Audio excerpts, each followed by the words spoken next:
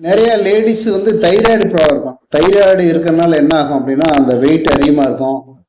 Wait குறையாது. ஆக்சுவலாக வந்து அவங்க ஃபுட் ஹேபிட் பண்ணாலும் குறையாது. நார்மல் ஃபுட்டில் வந்து என்ன ஃபுட்டு எடுத்தாலும் குறையாது. முடி உதிர ஆரம்பிக்கும்.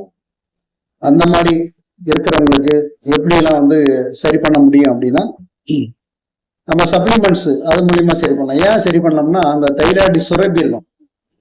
சுரப்பி சரியா இயங்காதனால அவங்களுக்கு இந்த தைராய்டு இன்க்ரீஸ் ஆகிட்டு இருக்கும். முடி உதிர ஆரம்பிக்கும். டயர்டா இருப்பாங்க. அவங்க சோர்வா இருப்பாங்க.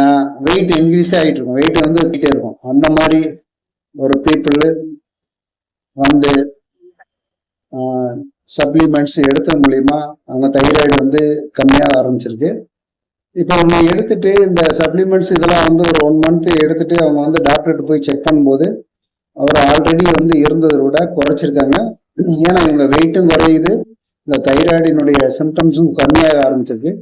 இப்போ கம்மியாகும் போது அவங்க என்ன பண்ணுவாங்க டாக்டர்ஸ், அந்த டேப்லெட்னுடைய எம்ஜி கம்மி பண்ணி கொடுப்பாங்க. அந்த மாதிரி கம்மி பண்ணுறது டாக்டருக்கே ஒரு ஹாப்பி. இந்த அளவுக்கு ஆயிடுச்சு, என்ன மாதிரி பண்ணீங்கன்னா இந்த ஃபுட் ஹேபிட் சேஞ்ச் பண்ணோம், இந்த மாதிரி ஆயிருக்கு. ஓகே, நீங்க இன்னும் கொஞ்சம் வெயிட் லாஸ் பண்ணிட்டு நீங்க மறுபடியும் வந்தீங்க அப்படின்னா உங்களுக்கு டேப்லெட் எடுக்க வேண்டியதே வராது அப்படின்னு சொல்லி டாக்டர் அட்வைஸ் பண்ணிருக்காரு. இந்த மாதிரி நிறைய விஷயம் உங்களுக்கு வேணும் அப்படின்னா மேல இருக்க நம்பர் கால் பண்ணுங்க. டெய்லி 7 to 8 மணி வரைக்கும் உங்களுக்கு ஃப்ரீ செஷன் இருக்கு. இதை பத்தி உங்க கருத்து என்ன ஷேர் பண்ணலாம். உங்களுக்கு யாருக்காவது ஹெல்ப் பண்ணணும் அப்படின்னு முடிஞ்சுன்னா இந்த நம்பர் கால் பண்ணிட்டு நீங்க ஹெல்ப் பண்ணலாம்.